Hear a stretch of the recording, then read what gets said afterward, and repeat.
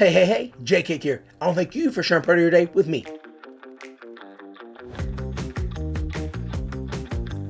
Well, ladies and gentlemen, we are here for week 7, and unfortunately, the main topic of conversation, injuries. There are some that have happened these last few weeks that will absolutely change the trajectory of your fantasy football team, but also impact your favorite teams. For example, my favorite team is the Washington Redskins. Without Jayden Daniels, we're not going to do well. Now, I also don't know if Marcus Mariota is going to be able to step up and surprise me. Obviously, Jayden Daniels has surprised us this year so far. We didn't think he was going to do this good, but we're not complaining. He did get hurt, ribs, might sit out a week or two. I'm not a fan of it, but at the same time, sit out now, let us get a loss or two out of the way, or, again, Mariota can surprise us. I would love that. Make sure we're healthy moving forward. But some of these injuries, they're going to be hard to recover from, whether it be actual NFL team or your fantasy team, especially depending on how deep your league is. Now, some of these injuries, Chris Godwin, Rashid Shaheed, they're out for the season.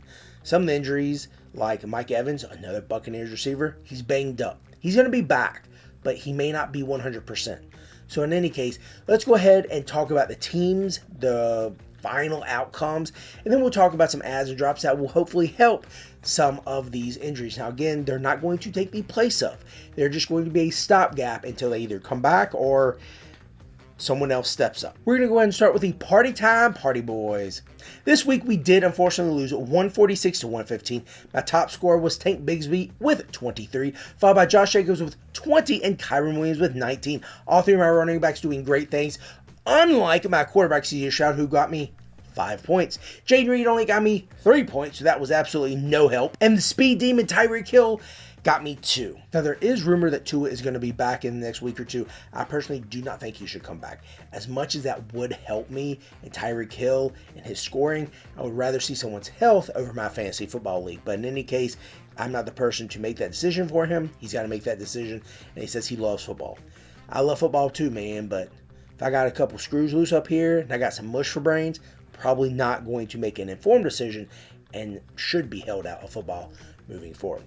In any case, there's only one add and drop for this week. The add was Michael Wilson because the idea of Marvin Harrison Jr. being out was like, hey, they might as well add another wide receiver. We dropped Quentin Johnson because the Chargers don't like to pass the ball. This loss put me at 3-4, so again, still plenty of time, not too worried about it, but we have to make sure we're putting the best players in position to play and to win for us. And the next team we're talking about, the Deranged Easter Bunny, where this week was a loss, 140 to 108. The top scorer on my team was Tank Bigsby with 25, followed by A.J. Brown with 20, so big days for them. However, C.J. Stroud, he got me 15 points. However, in this league, he usually averages 30 to 40 points, so that right there would have given me probably not the win, but had David Montgomery performed like he should have, he only got me 8 points. He usually gets 12 to 15. Those two guys performing at their normal level would have gotten me the win, but shoulda, coulda, woulda. Also didn't have any help from Travis Kelce, who got me 5 points, Jaden Reed, who got me 3, and then Young Ho Koo only got me 2. Come on, man, kick that ball. There were no adds and drops for this league, so this loss drops me to 4-3. Still plenty of time. Still just have to make sure we're looking at the best matchups, starting the best people, and making sure that the supporting cast is helping and not hindering. And the third team we're going to talk about, the Jerome Horwitz Purple Dragons, where this week was a loss, 75 to 67. Much closer than the first two games, but still a loss and still an added number to our loss column. It's not what we want to do. Our top scorer was James Conner with 19, followed by Josh Jacobs with 14, and then Justin Tucker coming in with 13. Way to go, man. However, I had a plethora of guys who just failed to do anything for me. CJ Stroud and Darnell Mooney, quarterback and wide receiver, both only got me 4 points. Sam Laporta got me 2, and thankfully Jaden Reed and the Ravens defense got me 1. It's fine. I'm not mad. I'm not mad at all. There's only one add in this league, and that was Jerry Jeudy, who I didn't even start because I didn't trust him. We dropped the Buccaneers defense for him, and this loss drops us to 3-4. Plenty of time. However, I really need to figure out my running back situation. I have very good wide receivers, not at all worried about them, but my running backs really do need to step up. And more importantly, Sam Laporta. Find your life.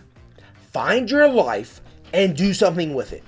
This has got to be one of the biggest, most disappointing, most, I don't even know, unexpected sophomore slumps. Like, come on, man. Come on. You set records. You made history last year. And you just bumming it now. Come on, man. Come on. And the last team we were talking about, the Vince McMahon Football Club, where this week was a win, 122-100. Their top scorer was the Texans defense with 34, followed by Geno Smith with 22, and then Kyren Williams showing up for the second time on this top scorer list with 19. However, on the other side, Wan'Dale Robinson, however you say his name, only got me 5 points. Come on, man, you were doing so good. Sam Laporta again came in with only 2 points, and Jerome Ford, who I forgot to take out in my starting lineup, got me goose egg, so it is what it is.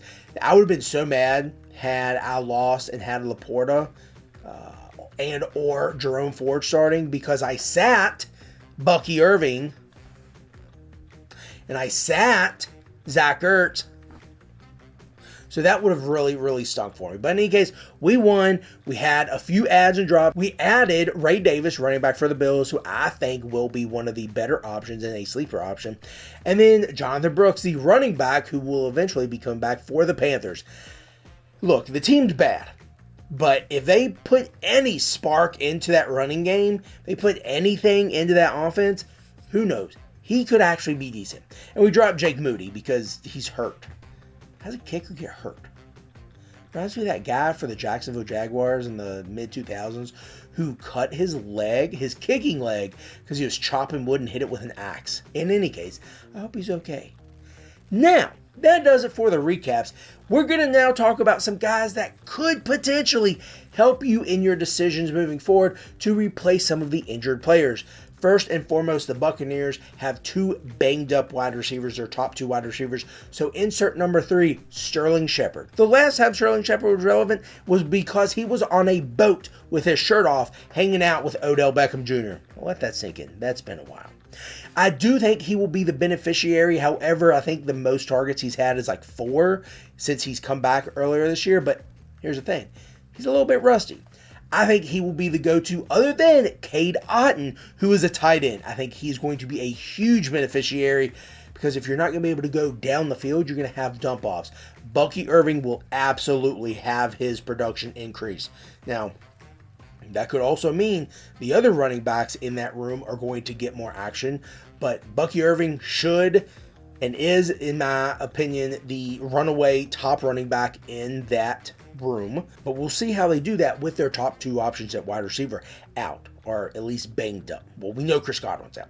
Sterling Shepard should be the go-to in that wide receiver room, so make sure you're looking for him. I also think with Rashid Shaheed going down, you should look literally anywhere else but the Saints offense. Don't look at anyone else on that offense. Nope. Just move on to someone else. Someone else could be Jauan Jennings from the 49ers or Ricky Pearsall. This is a perfect opportunity for 25 cent, not 50 cent, 25 cent to come back after getting shot and play the very best he possibly can in a 49ers uniform in an offense that will make him look pretty good, in my opinion. And now we move to the Browns. Obviously, Deshaun Watson went down. Stay classy, Cleveland. I don't approve of it, but you probably shouldn't cheer someone getting hurt. You have Jameis Winston because DTR, not the answer. Jameis Winston is going to step in. He is going to be better. He is absolutely going to be better. However, you're going to get some interceptions. And that's fine because you're going to get the same number of touchdowns. So with Jameis Winston being the quarterback, I really think that Jerry Jeudy, I hate to say it, but Jerry Jeudy and or Cedric Tillman. Cedric Tillman had 12 targets last week. So if DTR is back in there, absolutely pick up Cedric Tillman. I don't care if they're winning or losing. Cedric Tillman's getting the targets. He's going to catch some passes. You can't get 12 targets and not catch anything. So Cedric Tillman just off of a whim. And then Jerry Jeudy because, he didn't get many, if any, targets. Elijah Moore could be another option there. And I'm only naming these because I really do think that Jameis Winston will improve that passing game. I'm not a fan of Jameis Winston, but if you have a 2-quarterback system in fantasy, make sure you grab him. And if you're just desperate for a quarterback in general, he's got a trio of receivers. He's got Nick Chubb back. He's got Njoku at tight end, so he's got weapons. So if you're desperate, if you're super desperate, that could be an option for you. And the last ad I'm going to talk to you about is a defensive ad. Make sure you look at the Chargers defense. They have a phenomenal 4-game stretch where they play some abysmal offenses, and they absolutely have the chance to give you wins strictly based on defense. This week they play the Saints, who are quickly turning into the 8 because they've lost their top wide receiver, they've lost their top quarterback, and they're possibly going to trade their top and only offensive weapon in the running back, Alvin Kamara. So, could be something to monitor. Then, in 2 weeks, they play the Browns. We already talked about how much of a crap show they are. And in week 3, they play the Tennessee Titans, whether they're led by Mason Rudolph or Rudolph the Red-Nosed Reindeer. That offense ain't finding a rhythm. They are not going to do well, and this Chargers defense is going to take it to them 3 weeks in a row, followed by the Cincinnati Bengals. Cincinnati can't find their rhythm. Yes, they've now won 2 games or something like that, 3 games, and they were able to beat the Browns last week. So what, dude? I think this Chargers defense is going to be good enough to start, like no questions asked, for these next 4 games. So this next month, you should be good to go. Set and forget with this Chargers defense. Well, that's going to do it for the recaps and the people you should add. I am hoping that they will help you as they have helped me. I'm hoping that we can all continue towards NFL football championships in the fantasy realm. Now, I hope your favorite player is not hurt. I hope your teams are doing well. Unless you're a Dallas Cowboys fan, I hope you continue to fail. And I really do look forward to coming at you and talking to you again next week, hopefully before the waiver wire period opens up. But in any case, this is Jake Aiken. I want to thank you for sharing part of your day with me.